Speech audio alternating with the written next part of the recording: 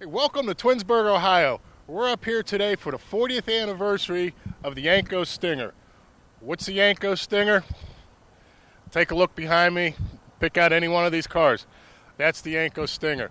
So as we go through today, we're going to be talking to some of the drivers that ran these cars in a D class with the SCCA back in the 60s, 70s, and pretty much dominated. With me right now, this is Mark Gillespie. Mark, you are kind of the organizer of today's event. I'm responsible, and I can be blamed for all of this happening, I guess. So. Finally, somebody else is going to get blamed for something besides me. Mark, give us a little bit of history on the Yenko. These started back in the early 60s, 66? Actually, yeah, Don Yenko had begun racing Corvettes in Sports Car Club of America in 1957 originally. And he was kind of a late starter. He was 30 years old at that time and developed quite a national reputation racing Corvettes. Then about 1962, the Shelby Cobras, powered by Ford, came onto the scene in road racing. They were much lighter, much faster than the Corvettes, and Don Yenko was no longer winning a lot of races with these Corvettes. Made him very unhappy. And Chevrolet's official policy was they were not in racing and couldn't help him make these Corvettes faster. He was looking for another car to race. And the only car that really had any potential for road racing was the Corvair. Especially with the new body design that came out in 1965. It had a fully independent suspension and an engine that would respond to modifications to make more horsepower.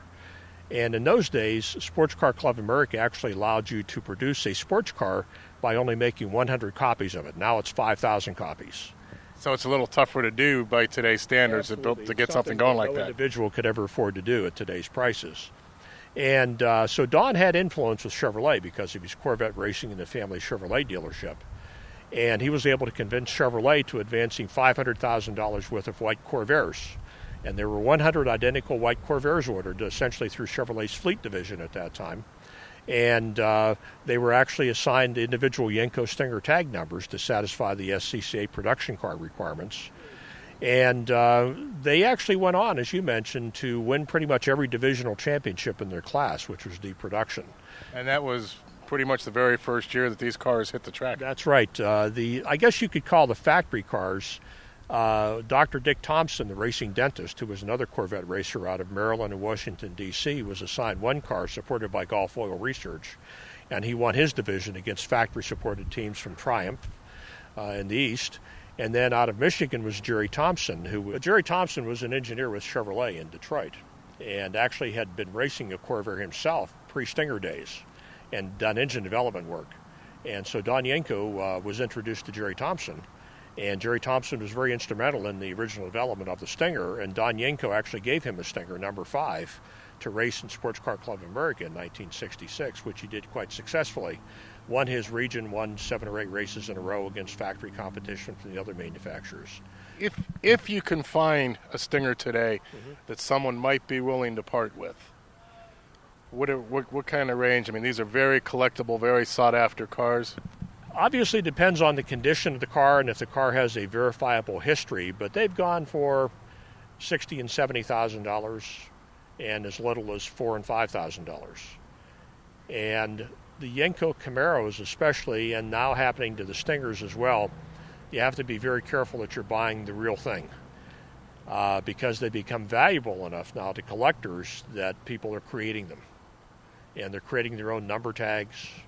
So it's hard to know if you're actually getting the real thing that Yenko actually made or not, unless you have all the documents to support it.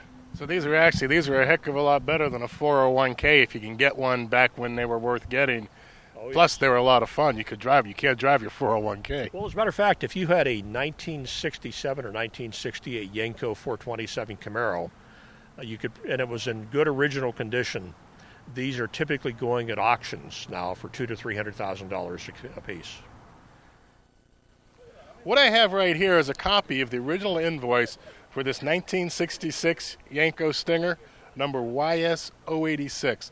This car was originally purchased by Span Incorporated out of Racine, Wisconsin. Today the car is owned by Dave Dietrich. Dave, it's a gorgeous car, beautifully restored. Thanks. Now this is a Stage 3 car, correct? It always has been a Stage 3 car ever since Yenko modified it. It was one of the first ones that he modified for all-out road racing to race in SCCA D production. Stage 3 is the state of tune that the engines were built in, which is the highest horsepower rating that SCCA would allow in that class. However, And this would still be street legal also, correct? it could be street legal, but as you get up in that, the compression goes up and so forth. Most of the Stage 3 cars were built specifically for road racing. Stage 1s and 2s were street cars. But if you wanted to outfit this car correctly, you could drive this from home to the track and it is race ready. Yes, absolutely. Yes, you can do that. What were some of the things that made the Stage 3 more unique than their street counterparts? Well, basically, he put a lot of head work into these, which raised the compression. The bores and so forth had to stay fairly stock on them, and the pans were basically on all 3 stage models. So you're basically talking a healthier cam and head work to get the horsepower out of them. The carburetors for any of the road racers were pretty much all modified the same. So it's basically in the head work camshaft that he got the extra horsepower for Stage 3. Okay. Now, I noticed on yours where some of them don't have, with the roll cage and the racing seat, are these driver choice types options for the car? The roll bars, etc. No, they're required. They're required by the SCCA, Yes. but when you bought a Stage 3 Stinger, Right. were these options that were available for the car, or is this how they came? No, you could option them. Yenko actually produced a parts booklet, and you could order almost anything for your car. When he prepared to go SCCA racing, he had to stay within their guidelines, and they require certain things, such as a roll bar and the seating arrangements, and you can't have the battery up front with you. And those things changed over the years now, so things that are racing in vintage racing today are probably a little different than Yenko produced them back then, because the rules for SCCA racing were different then. But back in the day when Yenko was building these, there was a lot of choices that the individual, whoever was buying the car at the time, could basically have them set up to his type of racing that he wanted to do or what he wanted the car to look like. Yes, in fact, if you weren't going SCCA racing, you could have that Stinger built any way you wanted it. You could have a Stage 5 engine, a Stage 4 engine, but Stage 3 was as far as you could go legally for SCCA racing then. Okay, what we've got here is a very rare Corvair. This was the only Stinger built in 1969, and it was actually built for Goodyear for their tire testing division. Now, this car is owned by Bob Donahue out of Cedar Rapids, Iowa. Bob, you've got what might be the rarest Corvair here at the show today. Mm-hmm. What did Goodyear actually do with this car? What it was is developed for Ford of Australia to test tires for them. And it was around 130, 140 miles an hour on their 5-mile oval track down in Midland, Texas. And so Goodyear went to Yenko and said, we need a car that'll test 13-inch tires. And then they, Yenko went to Chevrolet and said, build us a, this is what we want. And they wrote up the specs, sent it to GM. GM built the car offline. And then it went to Yenko Chevrolet and got completed with front oil cooler, roll cage, special Stage 5 motor. So, being a Stage 4 car, this was built as a race-ready car for the testing. Right. It was basically a race car, but some of the Yenkos have fiberglass panels on them and things like that. Goodyear didn't want the lightweight. They wanted a full-bodied car to run the 130, 140. So something to get the true feel for the tires to do proper testing with them. Run like what on road conditions, extreme heats, and I think that's why they're doing it for Ford of Australia. Now, being that this was the only car built in '69, would this actually be the last Stinger ever built? Right. The one behind me, that's the first. That was number 1, 001, and Ed Kineen is the owner of that one. So we have the very first and the very last. The very last. This 1966 Corvair Stinger right here has the honor of wearing badge YS001, meaning this is the very first Yenko Stinger to come out of Cannonsburg, Pennsylvania. This car is owned by Ed Kineen out of Lombard, Illinois. Ed, it's a gorgeous car. It says number 1. It says number 1. It's the first one built. It's a Stage 2, and it was actually also the last car 66 Stinger sold by Yenko in July of '67. So it was actually there 18 months at the dealership. So it was the first one they built and probably sat on the showroom as a demo, Right. but it was the very first one built. Right, it was the first one built. Now, originally, this is a Stage 2 car, but since then, somebody has modified it and made it race ready for the track? Yes, it was autocrossed and road raced over the years, and it did have a more improved roll bar put into it. And a couple of the other options on it, we have the reinforced 13x7 wheels with the Blue Streak tires, Talbot racing mirrors here. It has a fiberglass rear deck lid. Has some of the options, also an oil cooler and a little bit upgraded engine. Okay, so this isn't running the Stage 2 engine anymore. This is a little more horse? Well, the Stage 2 is an upgraded engine, yeah, and that's what it's running right now, the Stage 2 engine. Now, has this engine, when they built it for racing, did they modify the Stage 2 that was in here for that, or is it running pretty much the way it was built? It was slightly modified, but it's still running the same compression, the same camshaft, so essentially the same. All right, this got to be a great distinction for you to own YS001. Yeah, it is. It's really nice to have. Needless to say, most folks were quite surprised that a lowly Corvair was capable of becoming such a competitive race car. And not only just being the Corvair, somebody wanting to get into that type of racing at that time, it was also very affordable. Well, at that time, most of the top sports car racing teams were supported by the factory. And so you had to know somebody that would actually arrange a ride for you in a factory-supported car. The Yenko Stinger was every man's race car. If you came up with enough money, which was just about $4,000, you would actually have a national championship-winning potential race car in D production in Sports Car Club of America. And Yenko would do all the preparation for you. All you had to do is write him a $4,000 check, put it on your trailer, and go racing. But very important before any race, and at Nelson's Legends it's no different, everybody gets together at the tech center and goes to a driver's meeting before they head out on the track. If everybody's here, we'll get started. I'm going to make this as short as possible to try to get the cars on track as soon as possible. If anyone has observed racing, passing where they're not supposed to, dive bombing somebody into a corner, or holding someone up, they would be black flagged. Now, my favor I'd like to ask is if someone's caught you, they're obviously faster than you, please point the buck.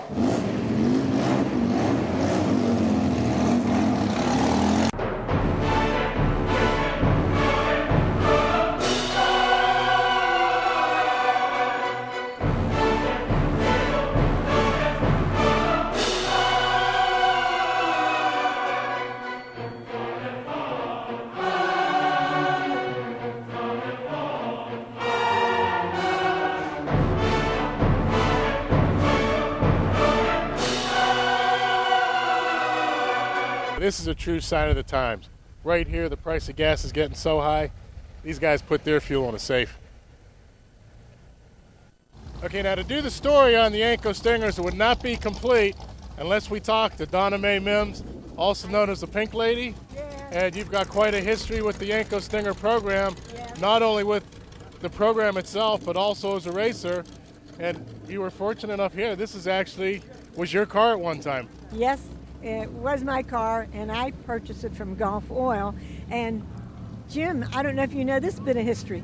This was the first Stinger to be raced ever, and it was raced at Marlboro by Dr. Dick Thompson, and that was in D production. And remember the Group Toyus, Group 4, and they won everything in D production. This Stinger absolutely ran away from them with Dick Thompson at the wheel. Then all of a sudden, a couple laps later, it started slowing down. What happened? Something in the accelerator pedal broke. And that happened to me once. And Chick Griazzi, the crew chief, was just furious with me because I never told them that when they were getting the car together. It never occurred to me to tell them my accelerator pedal broke once. But after that, it took championships, national championship, and that sort of thing. It beat the Class D guys. Took care of all the Triumphs back in the day. Yes, that was fabulous. Now, you raced this car for 14 years? No, I raced all different cars for 14 years, yeah. Okay, you started off in the Stinger and just kept building from there? No, I started off in a Corvette. 58 Corvette is what I raced. A straight axle, and that was really something else, especially when you got into a drift, you know. And then from there I went to, I don't know how I went to the Bug Eye Sprite, but I did. Then I raced a Triumph, Ferrari, Camaro, some I forget, and the Stinger. Yeah. So pretty much if it had 4 wheels on it, you were going to race it. Yeah, they weren't all my cars because, well, by mistake I won the national championship, and I say by mistake. I was the first girl to win a national championship. That was in '63. And the reason I say by mistake is because Gulf Oil picked up Don Yenko to race in the national circuit. And Bill Hartley was our chief race mechanic at the dealership, and he was my chief mechanic. So I was just following Bill Hartley to the national races, and I happened to win. That's incredible. Donna, it's great to have you on the show. Thank it was a you. pleasure talking with you. And I hope you slowed down a little bit on the freeways today. I only go 5 over the limit since being stopped doing 130. 130. That's incredible. Donna, thank you very much. Okay, now this is Jim Chard, and he purchased this car from Donna Mae, and I saw the bill of sale. You got quite a deal on that. Well, $1,300 was a lot of money back in 1974, so we got a good deal anyway. The history of the car is great. Donna Mae's real famous, so it was nice to have her car. I started racing in 1970 and raced another Yenko Stinger, and fixed this one up for vintage racing. Raced it at Mid-Ohio and a lot of other vintage tracks. Now, do you race this car competitively now, or is it just pretty much for shows and events like No, we've got we going race on it here? competitively in vintage races, and it's still very competitive in the class it runs in. The car's got a couple hundred horsepower, and it's down to 2,000 pounds, so it goes pretty quick. How does a vintage race different than, say, a bumper to bumper? You know, guys building new cars today, and they're not worried about the sheet metal and stuff. How do the rules different to protect these cars? Well, the only rule is different is if you hit somebody, they'll give you what's called a 13 rule, which means you're on probation for 13 months. You hit somebody else, you're out for 13 months. So it keeps people from running into each other. But to me, it makes the racing even more difficult because now you have to pass somebody and you can't touch them. But the racing is just as hard as any other race you've ever seen. But for this, there's going to be a little bit of a higher skill level to be able to pass, That's right. keep your distance at the same time, and still That's be right. competitive. Yeah, you just don't go up to somebody's rear end and bump them out of the way. You have to find a way to get by them safely. Well, Jim, thanks for sharing the car with us, and you better take care of it because I think Donna Mae is going to be keeping her eye on you. Yeah, we're going to go out and we're going to have we already got the fastest time today. We're going to keep it that way. All right. Not all the cars racing at the Legends today are Yenkos. Some of them, like number 36 behind me, which belongs to Rick Norris. And Rick, you're from West Virginia. Yes, I am. Are cars that were built kind of like not a replica car? What do you guys consider these? Well, we usually call them ringers, which rhymes with stinger, meaning that it looks like a stinger, but it's not. It has all of the correct cues on the body, such as the sail panel. It has the fiberglass deck lid with the adjustable vents, and it has the chrome piece removed off the front. Those were 3 of the most notable things to recognize a Yenko Stinger. But this car is not only a Yenko Stinger clone, this is a tribute car built for a tribute to the Penske Donahue racing team in the 60s who ran the Trans Am Camaros. I always liked Mark Donahue. He was one of my favorite road racer drivers, and he drove those Camaros, and I liked the first one that they did, which was a 67 Camaro, and in 1967, it's the first time they ran. They didn't win a whole lot, but the rest of the time they pretty much dominated Trans Am. So this is actually a tribute car to one of my favorite road race drivers, Mark Donahue, and the Sunoco Penske team that ran the Trans Am cars in the 60s. It is a great looking car. Now, the way you have this set up, would this be comparable to a Stage 4 Stinger? Yeah, this would probably be a little beyond a Stage 4 maybe. There's a few things been done to it, but pretty much it's a Stage 4 Stinger. There's a lot of controversy about what really constitutes a Stage 2, 3, or 4 Stinger, things like that. A lot of different things were done at different times, so it's hard to really pin down, okay, this is exactly what was done for a Stage 4, or this was exactly what was done for a Stage 3. It changed a lot of times, so you can call it a Stage 4 if you'd like. But it's still very competitive out on the track. Well, probably with somebody else driving it, maybe.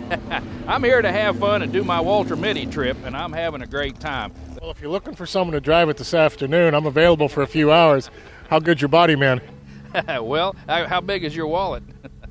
I think I'll pass on driving the car. You know, if you haven't burned your plastic yet. I pretty much heated mine up on building this car. But yeah, this is my hobby. I've been in Corvairs for a long time, and the Corvair Society of America, which is Corsa, it was started back in the early 70s when they quit making the Corvair in 1969. They made the last Corvair. And I became elected the very first president of Corsa, and I've been involved with Corvairs ever since. Well, it is a great-looking car, and I really appreciate you sharing it with us. Well, thank you. I'm just happy to be here. So I guess that means that I'm not driving Rick's Corvair this afternoon because my plastic's burnt. Yeah, I had a great time hanging out with everybody here with their Yenko Stingers yesterday up in Twinsburg with their, with the reunion, and down here at the track today. These are some great people. I want to thank Mark Gillespie for inviting us out today, and also got to thank Bob Donahue for the ride in his Stinger, which is kind of cool. It was the very last Stinger ever built, and I'll tell you what, this was better than any amusement park I've ever been to. You go around these corners with Bob doing 80, 85 miles an hour here out of Nelson's in the corner. It is nothing short but awesome.